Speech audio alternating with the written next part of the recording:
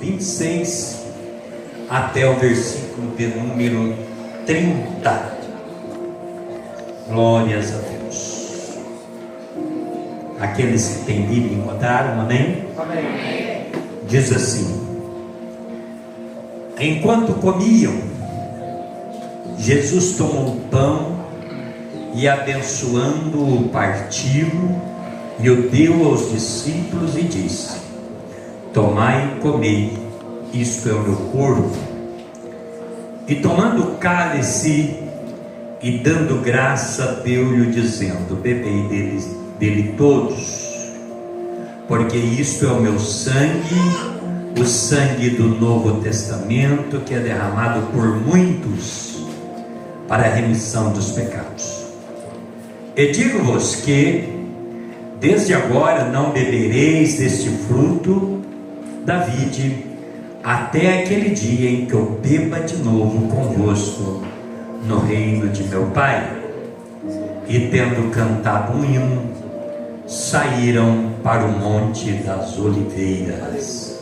Você pode dizer amém? Amém. Pode tomar os vossos assentos. Meus amados irmãos, nós estamos diante de uma palavra que é muito pertinente ao momento em que nós estamos envoltos desta mesa preparada para participarmos do corpo e do sangue do Senhor. E nós temos como tema daquilo que nós vamos meditar nessa noite: da mesa ao Getsemane.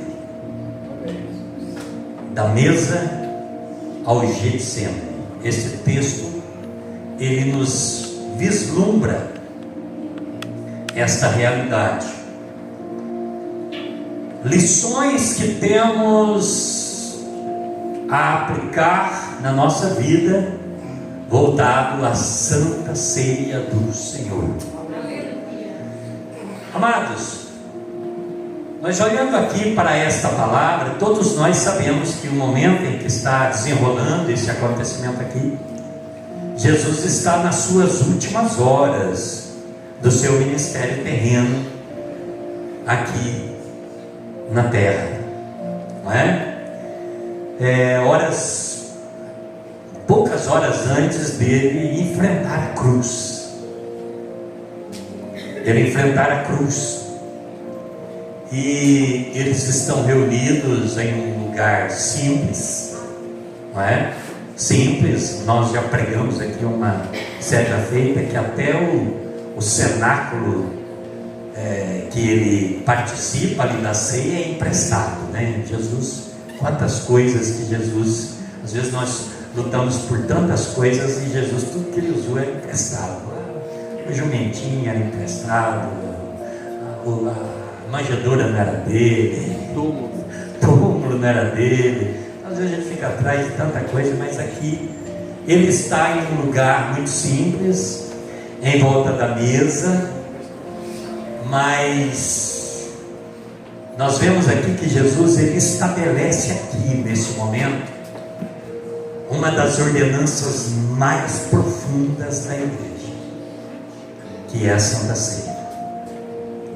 Agora, presbítero Cleito, o que leva-nos a meditar é que Jesus, ele sabia que ele estava para enfrentar uma morte vergonhosa, uma morte de maldição,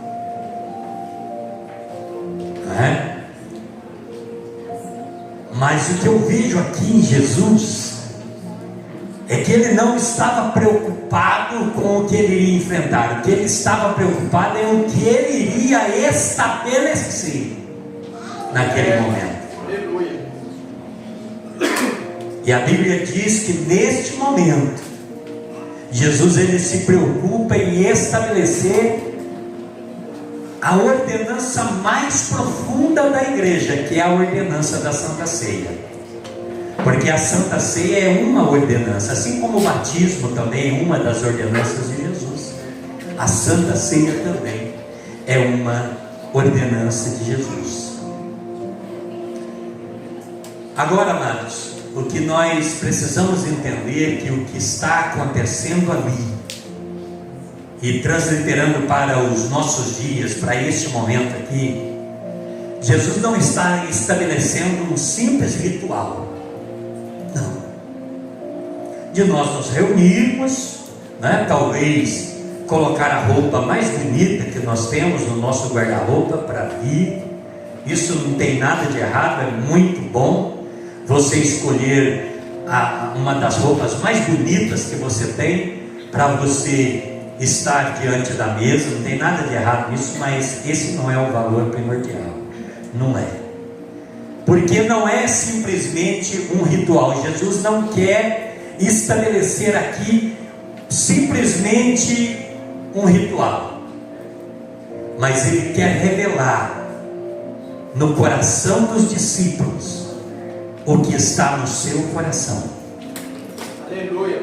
Ele reúne os discípulos e a Bíblia Sagrada diz, até eu anotei aqui o versículo, Lucas 22:15, que é paralelo a este texto aqui. Vamos ver o que diz a Bíblia ali, ó. E disse, Jesus disse, ó: desejei muito comer convosco esta Páscoa antes que padeça. Desejei muito comer convosco esta Páscoa antes que padeça. Por quê? Porque Jesus queria mostrar aos discípulos, revelar aos discípulos qual é o propósito, o chamado que Deus tem ou teria na vida daqueles discípulos, e o propósito que Ele tem para cada um de nós. Glórias a Deus. Aleluia. Porque quando nós nos reunimos diante desta mesa, nós não reunimos diante desta mesa simplesmente para comer um pedacinho de pão e para tomar um cálicezinho de suco de uva. Não, é algo muito mais profundo, e Jesus quis mostrar isso para os seus discípulos. E a Bíblia diz que Ele desejou muito comer com os discípulos aquela Páscoa antes que Ele padecesse. Diante de um vislumbre em que iria acontecer, Ele manifesta o desejo do seu coração. Eu preciso, Jesus dizendo, a morte está chegando o momento de eu ser cuspido, está chegando o momento de eu ser escarnecido, está chegando o momento de eu ser desprezado, está chegando o momento de eu ser esbofeteado, está chegando o momento de eu ser rejeitado, está chegando o momento de eu ser crucificado, mas eu preciso ensinar vocês. Aleluia. Qual é o verdadeiro chamado, qual é o verdadeiro propósito na vida de cada um de vocês. Aleluia. E esta lição Jesus não quis ensinar apenas para os discípulos da época, mas Ele tem este firme propósito de ensinar para mim e para você, aleluia, que a minha vida e a tua vida, aleluia, Ele nos chamou para um propósito específico. Aleluia. Aleluia. O Senhor, Ele quer que eu e você, nós possamos entender, compreender qual é o propósito que Ele tem para cada um de nós. E Ele, em Lucas 9:22, Ele diz para os seus discípulos: olha, eu sei da hora em que eu vou padecer. Olha, Ele dizendo assim: é necessário que o Filho do Homem padeça muitas coisas, seja rejeitado dos anciãos e dos escribas e seja morto. É necessário. É necessário. E ele sabe muito bem que a hora está se aproximando. Agora imagine, irmãos, nós no lugar de Jesus, irmã Valesca, sabendo que o momento da morte está chegando, em que não seria uma morte comum.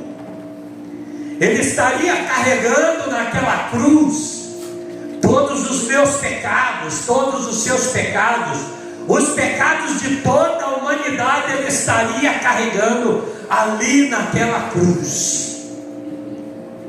Mas ele, aleluia, a preocupação que ele tinha era nos ensinar que precisaria deixar para nós o verdadeiro valor, o verdadeiro propósito, aleluia, para que ele nos chamou, para que a graça dele nos alcançou, para nós estarmos aqui adorando o nome dele, exaltando o nome dele, fazendo grande o nome dele, anunciando a sua palavra, anunciando a libertação, aleluia, pelo poder do nome dele e do sangue dele que foi vertido ali na cruz do Calvário. Aleluia.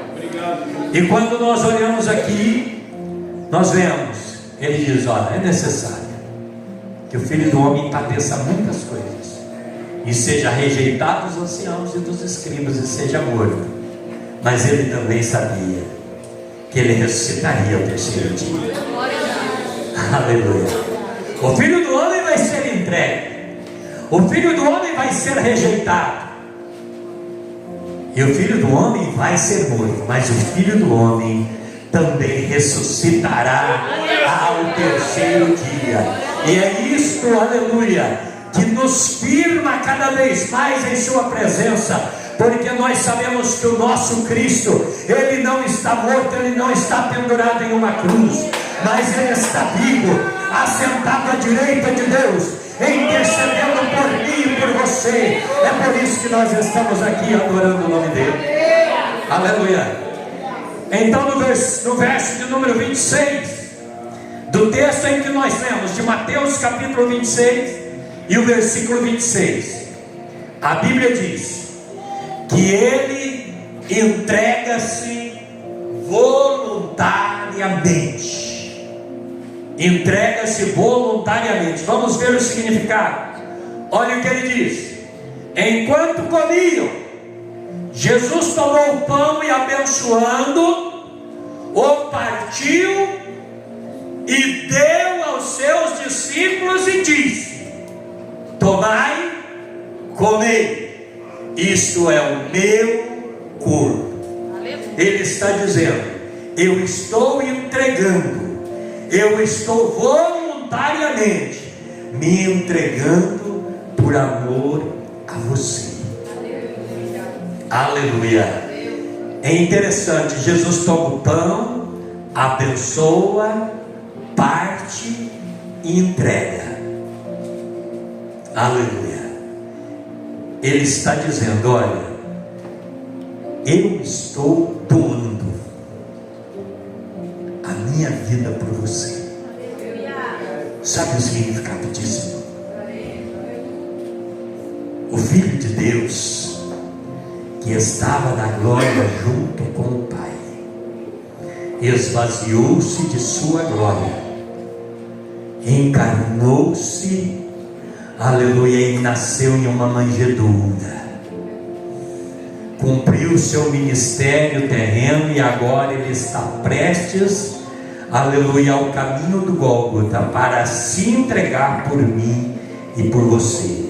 E aqui nós entendemos, o corpo dele não foi tirado, o corpo não foi tirado dele, ele ofereceu. Eis aqui o meu corpo, tomai e comei. Ele está oferecendo. Agora, irmãos, o que nós precisamos entender, que Jesus, ele estava ali naquele momento. Nós entendemos que quando ele chega ali no Getsemane, a Bíblia diz que ele soa grandes gotas de sangue. A angústia era tão grande mas ele começa na obediência ali na mesa.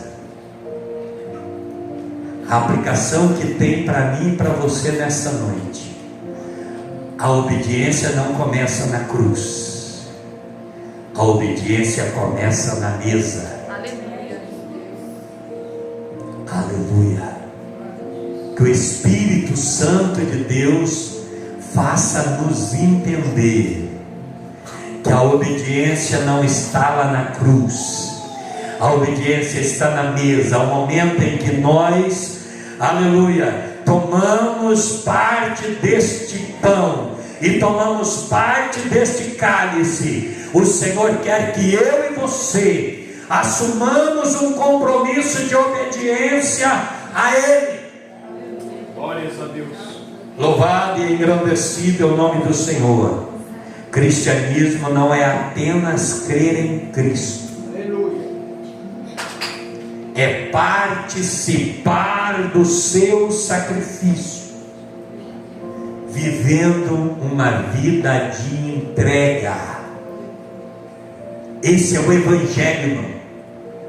Viver uma vida de entrega. Não é apenas eu creio em Cristo, ou eu creio em Deus.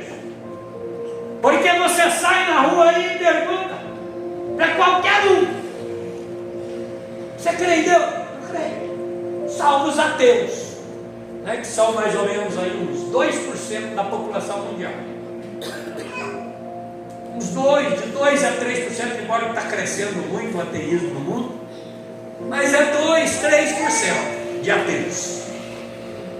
Os demais que não são ateus, creem em Deus. Então o cristianismo não é apenas crer, mas é uma vida de sacrifício e de entrega. É isso que Jesus quis ensinar para os seus discípulos. A minha hora está chegando, mas eu preciso sentar com vocês. Eu preciso, por isso que ele diz: eu desejei muito comer isso com vocês, comer essa Páscoa antes que eu vá para a cruz, porque eu preciso fazer vocês entender que a vida cristã é uma vida de sacrifício e entrega. E todos nós sabemos, amados, que a vida cristã, ela sempre irá na contramão do mundo. Sempre na contramão do mundo. Segundo ponto aqui: o sangue que estabelece uma nova aliança está no versículo 27. Olha o que diz o versículo 27 e depois o 28. Ele tinha tomado o pão, tinha dado graças, partido e entregado. E agora ele diz: tomando o cálice, dando graças, deu-lhe dizendo: bebei dele todos. 28. Porque isto é o meu sangue, o sangue do Novo Testamento, ou da nova aliança, que é derramado não é por todos, é agora. Ele disse que o sangue é derramado por muitos para a remissão dos pecados. Depois nós vamos atentar a este detalhe aqui. Ele diz: isto é o meu sangue, o sangue da nova aliança, derramado por muitos para a remissão dos pecados.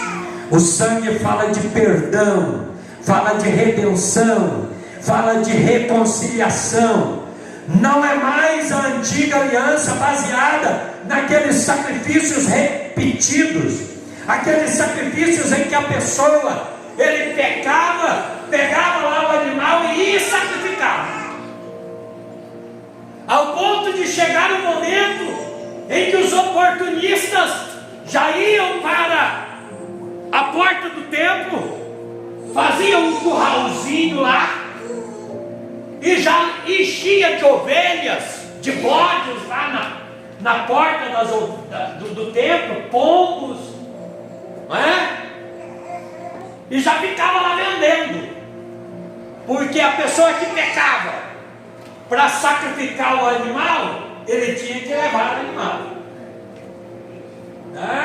Quando ele saía com o animalzinho para a rua, para o lado do templo, os linguarudos, os fofoqueiros, já olhavam lá, pecou, está indo lá para o templo oferecer o sacrifício pelo pecado.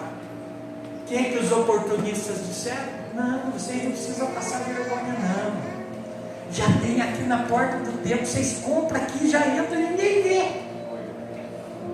E Jesus se irritou com isso? Se irritou. Chegou um momento que ele arruma lá um azorrague, né? E desce o regueiro em todo mundo. Então, antes era aqueles sacrifícios que para Deus já não se agradava mais. Sangue de bodes e de touros não agradava mais ao Senhor, diz o escritor aos Hebreus. Mas corpo me preparaste, Jesus diz, este sangue que eu vou derramar lá na cruz do Calvário é para a remissão dos seus pecados, dos vossos pecados. E quando nós olhamos aqui, aleluia, derramado por muitos, derramado por muitos, por que não para todos? O sangue que Jesus derramou ali na cruz é suficiente para todos, mas tem eficácia somente para os que creem. Aleluia, aleluia, aleluia. Ele é o suficiente para todos, mas ele é só eficaz quando a pessoa levanta a mão e diz: eu aceito este sacrifício feito ali na cruz do Calvário por mim, pelos meus pecados. Aleluia. Então é por isso que ele diz: suficiente para todos, mas eficaz para os que creem. Por isso que ele diz: o sangue, o meu sangue que é derramado por muitos para a remissão do pecado. Aleluia. Outro ponto que nós entendemos aqui, quando nós olhamos para o versículo 29, o que a Bíblia diz? Ele diz: e digo-vos desde agora, não bebereis deste fruto da vida até aquele dia em que eu beba de novo no reino de meu Pai. Aqui Jesus está dizendo aos seus discípulos: eu quero plantar no coração de vocês uma esperança. Aleluia. Quando você participa deste ato, irmão, o Senhor está renovando a minha e a tua esperança que um dia nós vamos participar com Ele nas mansões celestiais. E para ser mais preciso, nas bodas do Cordeiro. Aleluia. Então aqui, esperança futura garantida. Jesus aqui aponta para o futuro, para o reino. Então, amados, o que nós precisamos entender é que quando nós olhamos para a Santa Ceia e nós olhamos para o passado, nós vemos a cruz. Quando nós olhamos para o presente agora, nós vemos comunhão. Aleluia. Mas quando nós olhamos para frente, nós vemos a glória que nos espera e o dia em que nós estaremos participando com Ele. Aleluia. Nas mansões celestiais.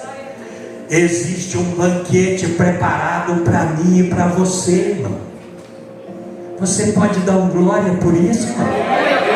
Existe um banquete preparado, ou se não, ou você não crê. Nós cremos que tem um banquete preparado para mim e para você. Um banquete preparado para a igreja. O dia em que nós estivermos com Ele. Aleluia! Nós precisamos viver esta esperança. Nós precisamos estar firmados nesta esperança. Não adianta eu querer aqui pregar um evangelho e dizer para você: aceite Jesus que Ele vai te dar um carro novo, aceite Jesus que Ele vai te dar uma mansão. Isso não é evangelho. Aceite Jesus que tem uma mansão preparada para você na glória. Esse é o evangelho. É, Pai. É este que é o evangelho. As bênçãos acompanham, não podemos negar isso. A Bíblia diz que nós comeremos o melhor desta terra. Então você aceitar Jesus e Deus, e o Senhor dá uma casa própria para você, dá um carro novo para você, dá um ótimo emprego para você, é bênção que te acompanhará. Mas não é esse o propósito do Evangelho. Não é esse a primazia do Evangelho.